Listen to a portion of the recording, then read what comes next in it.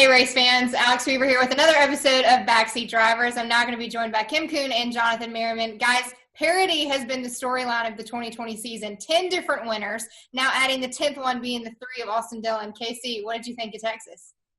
I loved Texas, specifically the end of the race. We saw multiple cautions, but even before that Quinn Houff caution that totally shook things up. Lots of different strategies between 4 tires, 2 tires, fuel only. I was a little surprised that RCR went 1-2, but I'm loving it. Like you said, parity is the word of the season. I personally would have liked the 1-2 flip-flop, meaning Tyler Reddick taking on the checkered flag, because it would have been really cool to see basically back-to-back rookie wins in the Cup Series, and Tyler's been so close, but he should still be proud of that effort. I would like to see a few more new winners before the playoffs to really shake things up as we head to the championship run. Yeah, credit to Austin Dillon. He flat out had to earn that win. Multiple restarts, holding off his teammate, holding off Kyle Busch and Joey Logano behind him.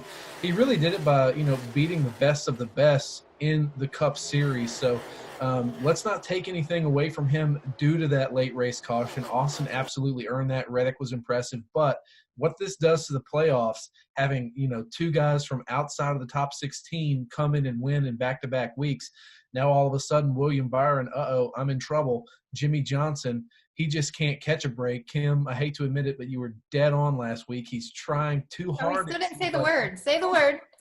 No, she was right. And now you look behind that cut line, who else is back there? Tyler Reddick is running really, really, really well. You have Matt DiBenedetto, who's running really well as well, and he's got himself so far in there. It's just, if you look at the parity, back through this field, Eric Jones runs really well when it's hot. So we could see, a couple more guys don't have to necessarily win to make their way into the playoffs, but they could race their way. They could point their way past Jimmy and past some of these guys. It's pretty incredible what's going on. Well, one of those guys who has not made it to victory lane in 2020, and we have talked about it a lot, I know, but it's still surprising to me that KFB, as he refers to himself, Kyle Busch, has not been in victory lane of 2020. Guys, what's going on?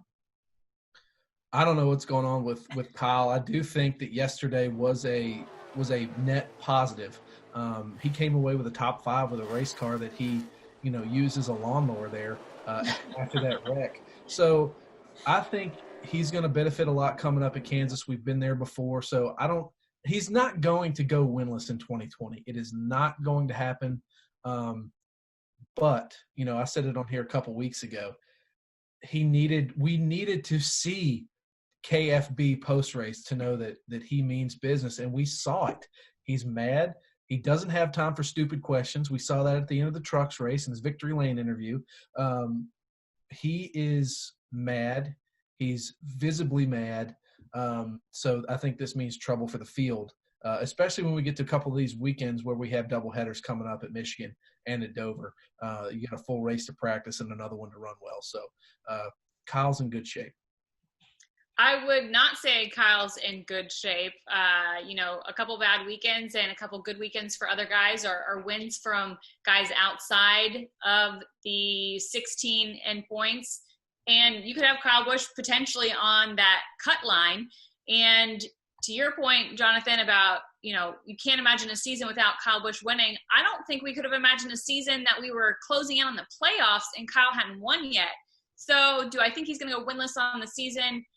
It's hard to say that would happen. However, I think we could go winless during the regular season in terms of Kyle Busch, and he doesn't win until the playoffs start happening. But I love that it's gotten him fired up. It was quintessential Kyle Busch in post-race interviews with that KFB comment. I love it. He's fired up.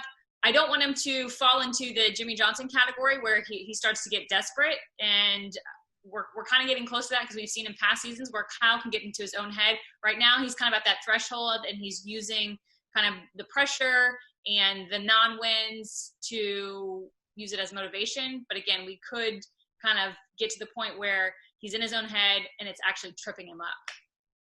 He's fine. It's all fine. Everything's fine. Yeah, if the fire burns behind you. All right, let's look at the Hendrick cars that are on the playoff bubble that I'm sure we're going to be talking about for the next 8 races coming up leading into the playoffs.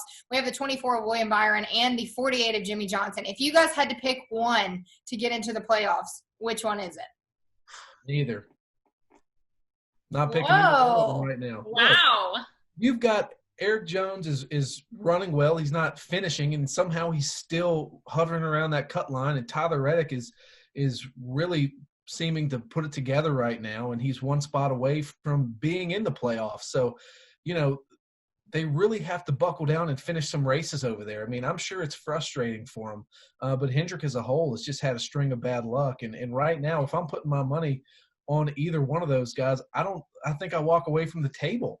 I think I go play the 8 or I go play the 20. I don't play the 48 or the 24 right now. That sounds harsh, but I don't know. I'm not picking either one of them to make it as if things go the way they've gone the past 2 weeks, when is what it is. I disagree. I think there's a spot for a Hendrick car in the playoffs.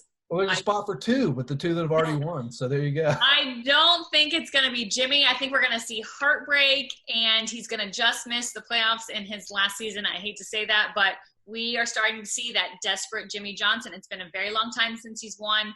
I don't know that he's thinking exactly straight. The incident in Texas was completely on him. So I think we're going to get to this point where he continues to just try too hard.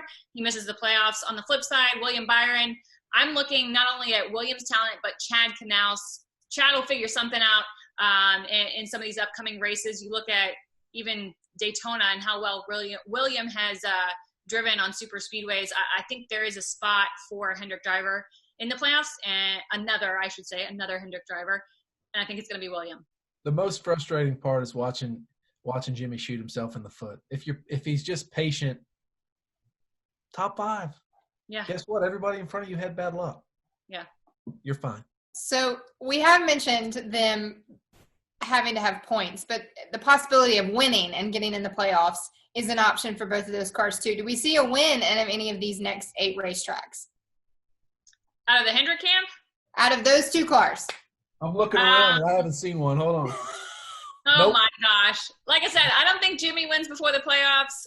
I think Williams got a good shot. I'm circling Daytona, not the road course, but Daytona, the super speedway, as a shot to see William in victory lane based on the speed that Hendrick has at super speedways, and Williams a great racer at the super speedways. So I think if he wins at any track before the playoffs, it's Daytona. Look, Jimmy always has a shot at Dover. Outside of Dover, I don't know. But he's gonna have to cap the mistakes he's making on his own. Outside of that, it might be a long last 10 races for both of those teams. All right. Well, Jimmy fans, I hope he wins every race from here on out. I hope so too, but yeah. All right. Well, heading to Kansas, what can we expect? Because I know it's going to be the same old. So let's just give a little tip of the hat to Kansas. Yeah, Kansas. We can go to the Notebook at Kansas. The past 2 weekends, we haven't really been able to go to the Notebook. So I think, a guy we talked about before, Kyle Busch, I think this could benefit Kyle, having some notes to pull from. He hasn't been the best at Kansas, though, over the past couple of years. But then your usual suspects, the 9 will be good, the 11 will be good, the 19 will be good, and the 4 is going to be really good. So, if you're betting money on it, I'd put money on those guys. Yeah, I had some of the same in kind of my boat. The 19 I'm looking at Kansas, as well as the 9. I'm going to put Blaney back in that. I know he's had some bad luck this season, but I said he was going to be great at Texas. He was great at Texas, just got bad luck with how the cautions fell when Quinn Half wrecked coming onto pit road. Blaney's typically strong at Kansas in all the series he's run there, so going to throw his name into the Kansas hat as well. Yeah, Blaney's my pick this weekend. Oh. All right. Well, Jimmy's my pick from now until November. All right. Well, a couple more sleeps before we're racing again, fans. So it's going to be an exciting week in the NASCAR Cup Series. We're racing at Kansas on Thursday night at 7:30 on NBCSN. Kim, Merriman, thank you both for joining me, and we'll see you guys on another episode of Backseat Drivers.